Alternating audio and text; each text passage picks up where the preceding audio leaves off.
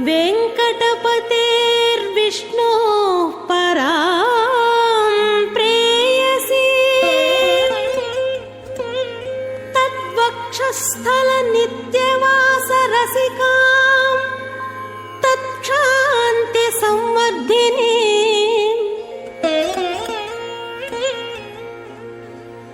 पद्मालङ्कृतपाणिपल्लवयुगां पद्मासनस्थां श्रियम् वात्सल्यादिगुणोज्ज्वलां भगवती वन्दे जगन्मातरम्।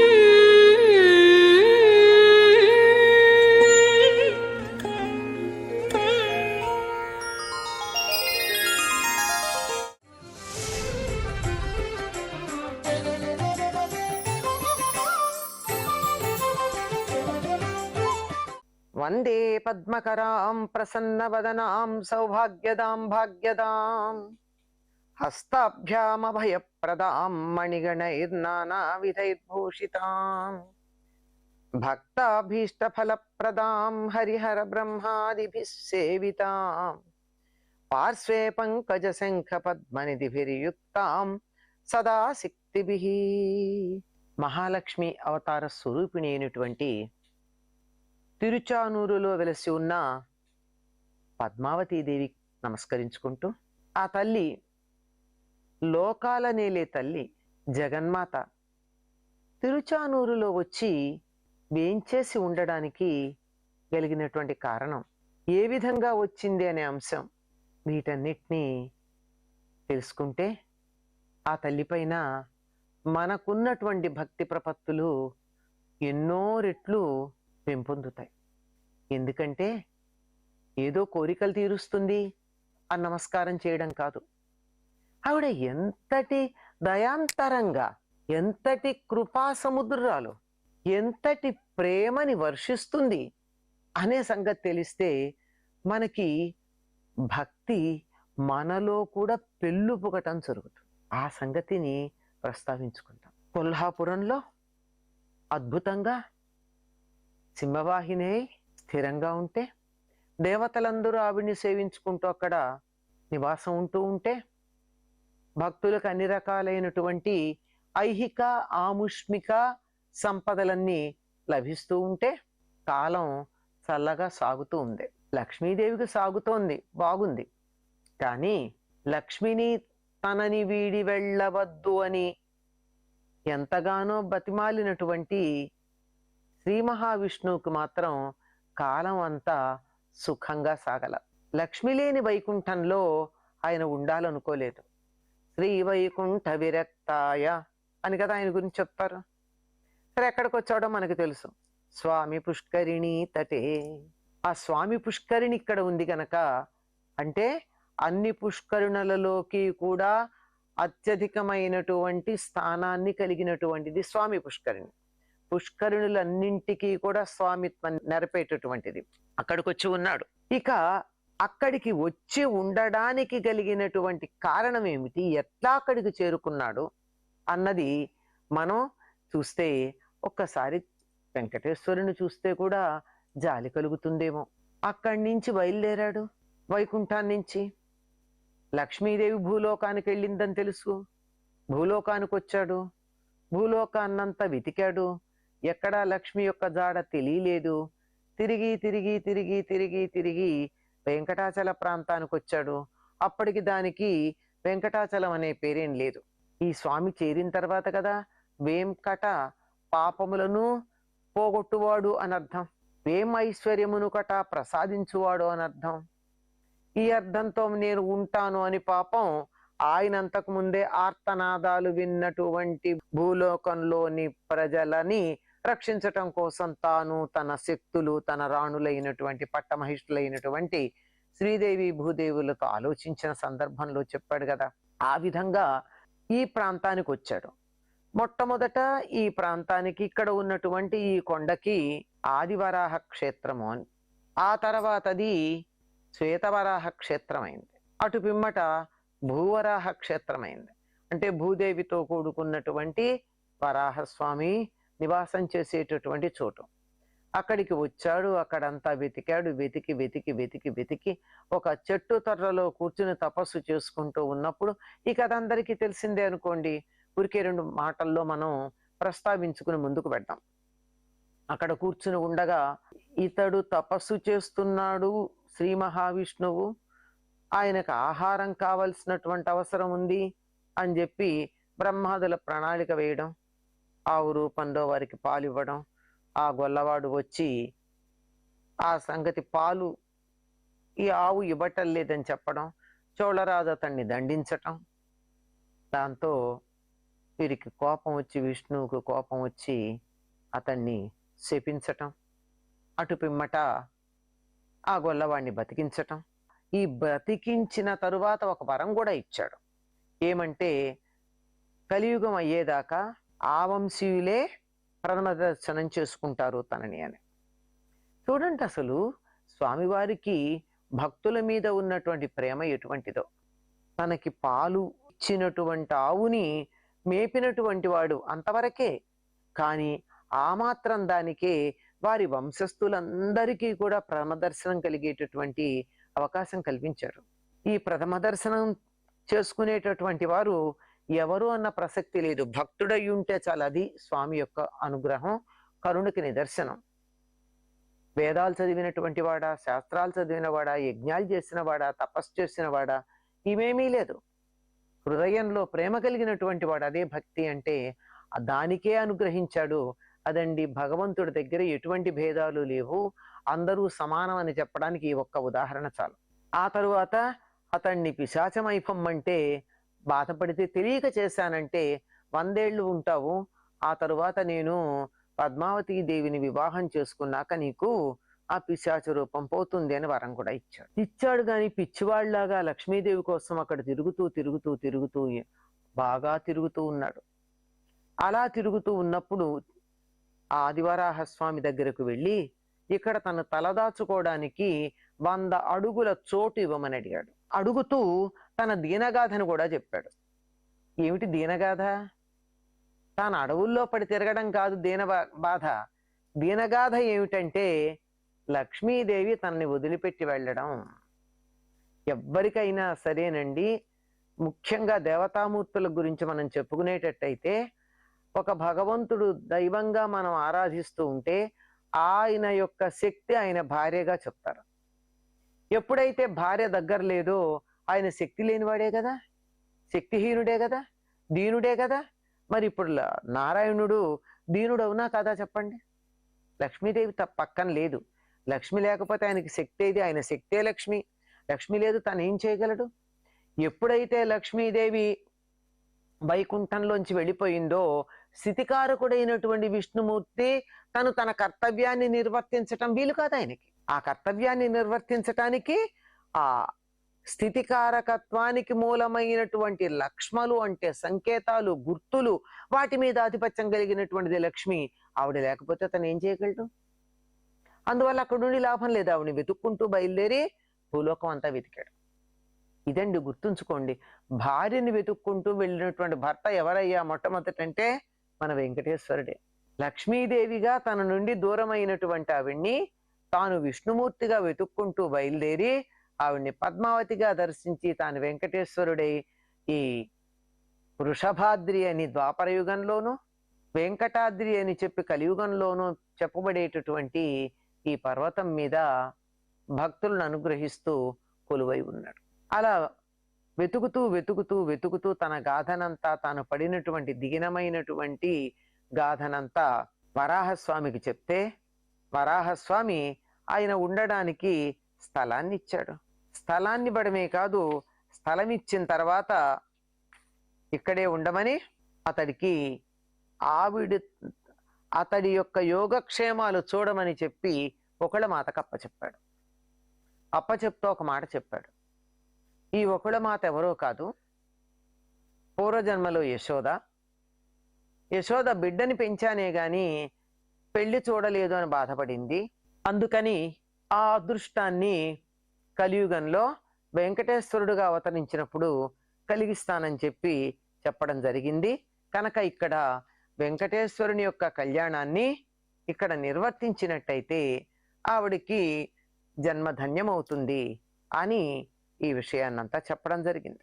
దాంతో తన బిడ్డలాగా అతన్ని సాకుతూ ఉన్నది.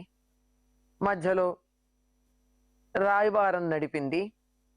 ఆకాశరాజు కుమార్తె అయినటువంటి పద్మావతితో వెంకటేశ్వరుడికి కళ్యాణం జరిగే ఏర్పాటు చేసింది. అంతా ఏర్పాటు చేసినా లక్ష్మి ఉంటే బాగుంటుంది పక్కన అని విష్ణుమూర్తి బాగా అనుకున్నాడు. పైగా ఈయన అప్పు కూడా చేశాడు. అప్పు పత్రం కూడా ఇచ్చాడు కుబేరుడి దగ్గర అప్పు తీసుకుని. అంటే ఆ రోజుల్లో మగపెళ్లి వారికే పెళ్లి ఖర్చుల్లో ఎక్కువ ఉండేది ఆడపెళ్లి వారి కన్నా. చేతిలో సొమ్ము ఉంటే తప్ప వివాహం అయ్యేది కాదు. కనుక దానికి కావాల్సినటువంటి ధనాన్ని, వివాహానికి కావాల్సినటువంటి ధనాన్నంతా కుబేరుడు దగ్గర పత్రం రాసి ఇచ్చి మరీ అప్పు చేశాడు. పెళ్లి సమయానికి లక్ష్మి ఉంటే బాగుంటుంది అనుకుంటే ఈయన వివాహానికి దేవతలందరూ దిగి వచ్చారు కదా. ఆ వచ్చినటువంటి దేవతల్లో సూర్యుణ్ణి కొల్హాపురంలో ఉన్న లక్ష్మీదేవి దగ్గరికి రాయబారం పంపించారు. ఇలా వివాహం అవుతోంది రమ్మని. ఆవిడ కూడా సంతోషించింది. ఎంతో కాలం తనని వదిలిపెట్టి పిచ్చివాళ్లాగా తిరుగుతున్నటువంటి తన భర్తకి ఒక మంచి భార్య లభించింది, ఆయన సుఖపడతాడు అని తాను సంతోషించింది. ఇది లక్ష్మీదేవి మనస్సు యొక్క లక్షణం.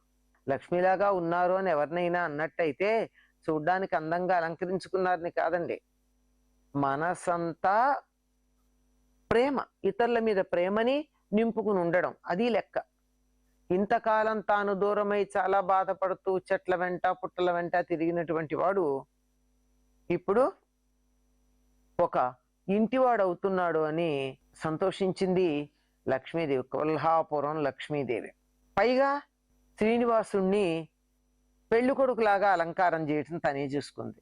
ఎంత ఉదారమైనటువంటి మనసుంటే అలా చేయగలరండి. తన భర్త మరొక స్త్రీని వివాహం చేసుకుంటున్నాడంటే తన భర్తని పెళ్లి కొడుకుగా అలంకారం చేయడం అనే బాధ్యత తీసుకుని చక్కగా అలంకరించింది. ఆ విధంగా తాను దగ్గర ఉండి వారికి వివాహం జరిపించి తాను కొల్హాపురానికి వెళ్ళిపోయింది. కానీ అక్కడికి వెళ్ళిన తర్వాత కొద్ది కాలం పాటు వీళ్ళు బాగానే ఉన్నారు, శ్రీనివాసుడును పద్మావతి. కొన్నాళ్ళు బాగానే ఉన్నారు, కానీ ఆ తర్వాత మనసులో ఏదో వెలితి ఏర్పడింది. వెంకటేశ్వరుడికి మనసు తృప్తిగా లేదు. ఏదో చెయ్యని పని మిగిలిపోయింది. ఏ పనో ఒకటి ఉంది, అది చేస్తే గాని తాను అనుకున్నవన్నీ పూర్తి కావు అనేటటువంటి ఒకానొక భావన మనసులో ఉండిపోయింది. ఉండిపోయి అది దిగులుగా, అది ఏమిటో ముందర అర్థం కాల. ఏమిటి చేయలేదు, ఏమిటి మిగిలిపోయింది. నెమ్మదిగా అర్థమైంది, లక్ష్మీదేవి దూరం అవడం వల్ల తనకింత బాధగా ఉంది. అసలు తనకు మొట్టమొదటి వివాహం చేసుకున్నటువంటి లక్ష్మి, ఆవిడ మొన్న పెళ్లికొచ్చింది, తన పెళ్లికే వచ్చింది, కానీ దగ్గర లేదే. దగ్గరుంటే కదా ఆనందంగా ఉండేది. ఆ దూరం అయిపోయిందనే దాంతో ఈయన మనసంతా బాధపడిపోయింది. వెతకడం మొదలుపెట్టింది. ఏం చెయ్యాలి? పద్మావతికే చెప్పుకున్నాడు, మన ఇద్దరం కొంతకాలం బాగానే ఉన్నాం, ఇప్పటికి కూడా సమస్య ఏం లేదు, కానీ లక్ష్మి నా దగ్గర లేకపోవడం వల్ల నాకు బాధగా ఉంది. అబ్బో, నేను మామూలుగా అవస్థపడ్డానా లక్ష్మీదేవి కోసం? నా జీవితం అంతా ఎప్పుడు ఇంతే. ఇప్పుడు ఆయనకి ఆ దీనానాథుడి పలుకులు వస్తున్నాయి, తాను చాలా కష్టపడ్డానని. ఇంకా నా జీవితం వ్యర్థమే. ఈ భూలోకంలో ఆకలి దప్పికలతో అలమటించాను, ఉండడానికి స్థలం లేక చెట్టు తొర్రలో ఉన్నాను, పుట్టలో దాక్కున్నాను. ఆ తర్వాత ఉండడానికి స్థలాన్ని దాసీ జనాల్ని అడిగి తీసుకోవడం జరిగింది. నిన్ను వివాహం చేసుకోవడానికి, అంటే ఎవరిని? పద్మావతిని, ఆకాశరాజు కుమార్తె పద్మావతితో మాట్లాడుతున్నాడు. నిన్ను వివాహం చేసుకోవడానికి కుబేరుడి దగ్గర అప్పు కూడా చేశాను నేను. ఇప్పుడు కొండల్లో కోణల్లో దిక్కు తెలియక తిరుగుతూ ఉన్నాను. చూడు ఎలాంటి వాడిని ఎలా అయిపోయాను. అంటే తన గొప్పతనం చెప్పుకుని ఇక్కడ తన తక్కువతనం చెప్పుకుంటూ ఉన్నాడు. మళ్ళీ ఒకవేళ వస్తే కూడా నిన్ను వివాహం చేసుకున్నాక కూడా కొద్ది కాలం బాగానే ఉన్నా మళ్ళీ మనసు నాది చెల్లాచెదరైపోతోంది. నేను ఇక్కడికి వచ్చిందే, ఈ భూలోకానికి వచ్చిందే జనుల కోరికలు తీర్చి వాళ్ళని సరైన మార్గంలో పెట్టడానికి. నేనే సరిగ్గా లేకపోతే వాళ్ళని ఎక్కడ సరైన మార్గంలో పెడతాను? నా మనస్సే బాగుండలేదే. వచ్చేవాళ్ళేమో వాళ్ళ కోరికలు తీర్చమని వస్తారు. నా కోరిక నా మనసులో కనపడుతూ ఉండదు. నా కోరిక తీరలేదు, నా కోరిక తీరలేదు, నా కోరిక తీరలేదని. వాళ్ళ కోరికలు నేను ఎట్లా తీర్చగలుగుతాను? ఆ లక్ష్మీదేవి యొక్క అనుగ్రహం సిద్ధిస్తే తప్ప కోరికలు తీర్చలేను. నిష్కర్షగా చెప్పాడు. ఎదుటివారికి మనము ఇవ్వవలసినటువంటిది ఇచ్చేస్తే తప్ప దీన పరిస్థితుల్లో ఉన్నప్పుడు కొత్త కోరికలు ఎలా తీరుతాయి? అందువల్ల లక్ష్మీదేవి సాన్నిధ్యం సిద్ధిస్తే తప్ప భక్తుల కోరికలు తీర్చలేను. లేకపోతే ఏమవుతుంది? నేను చేయగలిగింది ఏముంది? ఎంతో చేయాల్సి ఉంది, కానీ చేయడానికి లేదు. నా పరిస్థితి ఇట్లా ఉంది. అందుకని నేనేం చేద్దాం అనుకుంటున్నానంటే ఆవిడ్ని ప్రసన్నం చేసుకుంటా. లక్ష్మీదేవిని ప్రసన్నం చేసుకుని ఆమెకు నా వెంట పిలుచుకుని రావడం కోసం కొల్హాపురం పెడతాం. అనుమతి ఇవ్వాల్సింది అని రకరకాలుగా మాట్లాడారు. ఎందుకు ఈవిడ అనుమతి ఇవ్వడం ఏమిటి? వివాహం అయిన తర్వాత ఏమైనా దీర్ఘకాలికమైనవి చేస్తూ ఉంటే భార్యకి చెప్పాలి. మరి వీడికి చెప్పాలి. వీడికి చెప్పాలంటే ఏం చెప్తాడు? ప్రస్తుతం భార్య పద్మావతి, ఆకాశరాజు కూతురు. ఆవిడికి చెప్పగలిగింది ఏముంటుంది? ఉండొచ్చు కదా. అందుకని ఏం చెయ్యాలి? నేను కూడా ఈ పరిస్థితుల్లో ఏం చేయాలో తెలియకుండా ఉన్నాను. నేను ముందుగా మహాలక్ష్మీదేవిని ప్రసన్నం చేసుకోవడానికి ఆవిడ్ని నా వెంట తీసుకుని రావడం కోసం కొల్హాపురం వెళ్ళొస్తాను. ఈ మాటలు పాపం పద్మావతీదేవితో చేత కొత్తగా పెళ్ళైన భార్యతో భర్త, నీతో బాగానే ఉంది కానీ నా పాత భార్య గుర్తొస్తోంది, ఆవిడ లేకపోతే నా జీవితం వ్యర్థం, ఆవిడని తీసుకొస్తాను అంటే పాపం ఎవరైనా ఏమంటారండి? అనగలిగిన పరిస్థితి ఏమిటి? పైగా ఆవిడికి తెలుసు ఈయన ఇంతకు ముందే లక్ష్మీపతి అని, అంటే లక్ష్మీదేవికి భర్త అని. అంటే సరే, జయప్రదంగా అవుతున్న మన యాత్ర, కొల్హాపుర క్షేత్రానికి వెళ్ళిరా అని చెప్తుంది. సరే, ఈయన బయలుదేరాడు. పద్మావతితో కొంతకాలం ఉన్న తర్వాత బయలుదేరి వెళ్ళాడు.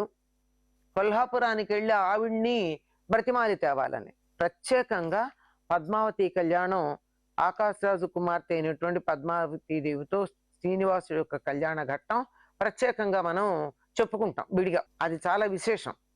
అందువల్ల ఇక్కడ క్లుప్తంగా దాని గురించి ప్రస్తావించి ఇలాంటిది ఉంది అని ఒక మాట చెప్పడం. ఎందుకంటే ఈవిడ అనుమతి తీసుకుని కదా కొల్హాపురం వెళ్ళాడు ఈయన. అనుమతి తీసుకోవాలంటే పెళ్ళవ్వాలి కదా, పెళ్ళయ్యాక కదా చేశాడు. అందుకని దాని గురించి అనమాట. ఇక్కడి నుంచి బయలుదేరాడు, వెళ్ళాడు. ఆ కొల్హాపురం ఎంత బాగా ఉంది ఇంతకు ముందే వర్ణించాడు కళ్యాణానికి రావడానికి ముందు. అటువంటి ఆ కొల్హాపురానికి వెళ్ళి అక్కడ ఉన్న రాజప్రసాదాలు, అక్కడ ఉన్నటువంటి భవనాలు, అక్కడ ఉన్నటువంటివన్నీ కూడా చూస్తూ దిగ్భ్రమకి చెందినట్టు అయ్యాడు. ఇంత త్వరగా ఇన్ని రకాలుగా మార్పులు వస్తాయి అని అనుకోలేదని. అబ్బోయ్, అక్కడ చూసిన ఎత్తైన గోపురాలు, ప్రాకారాలు ఇత్యాదులన్నిటితోనూ అన్నిటినీ మించి వచ్చినటువంటి వాళ్ళందరినీ మీరు తినకుండా వెళ్ళకూడదు, తినండి అని బతిమాలేటటువంటి గృహస్థు మర్యాదలు ఉన్నాయే, వాటిని కూడా చాలా బాగున్నాయని అందరూ మెచ్చుకోవడం జరిగింది. కొల్హాపురంలో నిర్మాణం చేయబడినటువంటి ఆలయం శ్రీచక్ర నిర్మాణంతో సరిపోలి ఉంది అని కదా ఇంతకుముందు భాగంలో చెప్పుకున్నాం. చాలా అద్భుతంగా ఉండేటటువంటి ఆలయం, రాజమందిరం కాదు అది, మహారాజ్ఞి అయిన శ్రీ మహాలక్ష్మి మందిరం. లోపల ఇంకెంత బాగుంటుందో, బయటలాగే ఉంది. కానీ భవనంలో అంతర్భాగంలో అభ్యంతర మందిరంలోకి వెళ్ళడానికి ముందుగా చాలా ఎత్తైన లోహ ప్రాకారం ఉంది. లోహం అంటే ఇనుము. అది దాటిన తర్వాత వరుసగా కంచు ప్రాకారం, సీసంతో చేసినటువంటి ప్రాకారం, రాగిది, ఆ తర్వాత ఇత్తడి, వెండి, బంగారం, పుష్యరాగం, పద్మరాగ ప్రాకారం, గోమేధిక ప్రాకారం, వజ్ర ప్రాకారం, వైడూర్య ప్రాకారం, ఆ తర్వాత ఇంద్రనీల ప్రాకారం, ముత్యాల ప్రాకారం, మరకతమణి ప్రాకారం, ప్రవాళ ప్రాకారం. ఇవన్నీ దాటుతూ లోపలికి వెళితే ఆ మధ్యలో ఉంటుంది చింతామణి గృహం. చింతామణి గృహం అంటే చెప్పుకున్నాం, చింతామణులతో నిర్మాణం చేయబడింది. చింతామణులు అంటే మన మనసులో సెలవేసుకుపోయి ఉన్నటువంటి చింతలని మణులుగా మార్చేటటువంటి పద్ధతి. అక్కడికి వెళ్ళాక దారిలో శంఖ చక్ర దివ్యాయుధాలను ధరించిన సాయుధులైన రక్షక భటులు కాపలా కాస్తూ ఉన్నారు. పాటలు పాడేటటువంటి వాళ్ళు పాడుతున్నారు. చాలా అద్భుతంగా కార్యక్రమం ఉంటే అన్ని అద్భుతంగా అక్కడ ఉన్నటువంటి ఏర్పాట్లు జరుగుతూ ఉంటే ఉన్నట్టు జరుగుతూనే ఉన్నాయి. ఎక్కడా ఎవరు ఆగటం అది ఏమీ లేదు. అన్ని ప్రాకారాలు దాట్లోపలికి వెడితే అక్కడ అద్భుతమైన ఆనందధామమైన ప్రశాంత ధామమైన చింతామణి గృహం గోచరిస్తుంది. ఇవన్నీ దాటి పెడితే లోపల చింతామణి గృహం ఉందన్నాం కదా. చింతామణి అంటే చింతలను మణులుగా తీర్చిదిద్దేటటువంటిది. అటువంటి గృహంలో చాలా గొప్ప రాజసంతో శ్రీ మహాలక్ష్మి దర్శనమిస్తుంది. అది ఆ నిర్మాణం. ఈవిడితో ఇద్దరు ఆడుతూ ఉంటారు, లక్ష్మీదేవితో పాటు పార్వతీ సరస్వతులు.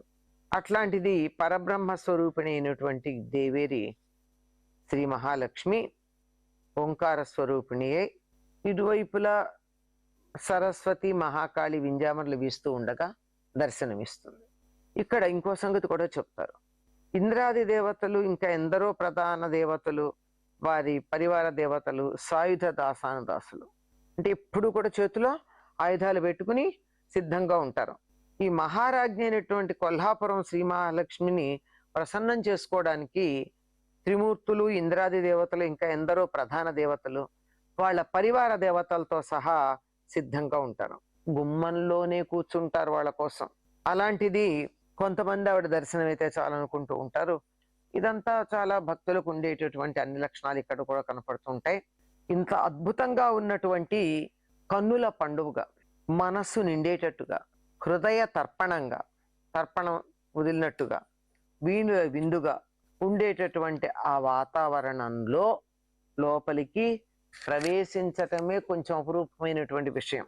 ఇలా ఉన్నటువంటి ఇందులో రత్న సింహాసనం మీద అరమోట్పు కన్నులతో, ఎర్రని పెదవులతో, తరగని చెరగని చిరునవ్వుతో, దర్శన మాత్రం చేతే పాపాలన్నింటినీ క్షాళనం చేసే అభయహస్తంతో, ఆర్తులను బాధల నుంచి తొలగించి కోరికలు వెంటనే తీర్చగలిగినటువంటి అభయహస్తంతో వారందరికి అభయం ఇస్తూ కనపడతాడు. ఈ వెంకటేశ్వరుడు అక్కడికి వచ్చి ఆ ప్రాంతం అంతా గమనించి ఆ కొల్హాపుర నగర నిర్మాణాన్ని, ఆలయ నిర్మాణాన్ని, దానికి ఉన్న ప్రాకారాల లోపల ఉన్నటువంటి పరిచారకులు, పరివారాలు, వీటన్నిటిని గమనించుకుంటూ వెతుక్కుంటూ ఉన్నాడు. ఈవిడ కొల్హాపురంలో ఉన్నది అన్న సంగతి సూర్యుడితో రాయవారం పంపించి ఆకాశరాజు కుమార్తెని వివాహం చేసుకున్న సందర్భంలోనే తెలుసు కదా. కానీ లోపలికి వెళ్ళాలి, ఆవిడతో అడగాలి, రమ్మనాలి, తనని అనుగ్రహించమనాలి, తనతో పాటుగా రమ్మనాలి, ఇవన్నీ కోరడానికి కుదరట్లా.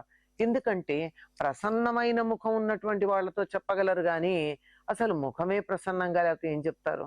దానికోసం జరుగుతోంది. ఇలా వాడవాడలా వీధి వీధిన తిరిగితూ ఉంటే అందరూ ఆవిడ ఇంతమందికి కోరికలు తీరుస్తోంది, ఇతడి కోరికలు తీర్చట్లేదేమిటా అని వచ్చినటువంటి వాళ్ళందరూ వాళ్ళు ఆశ్చర్యపోతూ ఉంటే తన నిత్యకృత్యమైనటువంటి కార్యక్రమాన్ని మాత్రం ఏం మానల. ఫలితం రాకపోయినా అదే కార్యక్రమాన్ని అదే రకంగా కొనసాగిస్తున్నాడు. ఏం చేసేవాడు? ఆ కరవీరపురం, దానికి ఎన్ని పేర్లు ఉన్నాయి, కొల్హాపురి, కరవీరపురం, అక్కడ ఉండేటటువంటి పద్మకుండం, కపిల తీర్థం, పంచగంగా, రుద్రప్రయాగ మొదలైన పవిత్ర తీర్థాల్లో స్నానాలు చేస్తూ, అంటే ఆ పవిత్రమైనటువంటి జలాల్లో స్నానం చేయడం వల్ల వీళ్ళకు కూడా పవిత్రత వస్తుంది. అందుకని అక్కడ స్నానం చేస్తూ ఉంటారు చాలా మంది. ఇంకా మిగిలినటువంటి అన్ని కపిల తీర్థం వీటిల్లో ఉన్న పండగలన్నీ చూసుకుంటూ, లేకపోతే చూడరు కదండి, ఒకే దానికి అయిపోతుంది. ఎప్పుడైతే కొంచెం సమయం ఖాళీగా ఉందనో అప్పుడు మిగిలినటువంటి వాటిని చూడడం జరుగుతుంది. తపస్సు చేసుకుంటూ ఉన్నాడు. ఆలయం ముంగిట్లో కూర్చుకుని 1,00,000 సార్లు, 1,00,00,000 సార్లు అల్పాహారంతో, కొన్నిసార్లు నిరాహారంతో ఉండి దీక్ష చేశాడు. ఇలా చేస్తే మన తిరుచానూరుకి ఎలా వచ్చాడు మళ్ళీ? అమ్మవారు అయినా కూడా ఈయన దీక్ష చేశాడు. ఇంతకుముందు అమ్మవారి దీక్ష, ఇప్పుడు ఈయన దీక్ష, ఈ రెండు ఫలిస్తే భక్తులందరి దీక్ష ఫలించినట్టు. కనుక ఎక్కడ ఆయన తపస్సుని మహాలక్ష్మి మంత్రంతో చేసిన తపస్సుని ఆపాడో అక్కడి నుంచి వచ్చే భాగంలో మనం తెలుసుకుందాం. సర్వం శ్రీ పద్మావతి చరణారవిందార్పణమస్తు. స్వస్తి.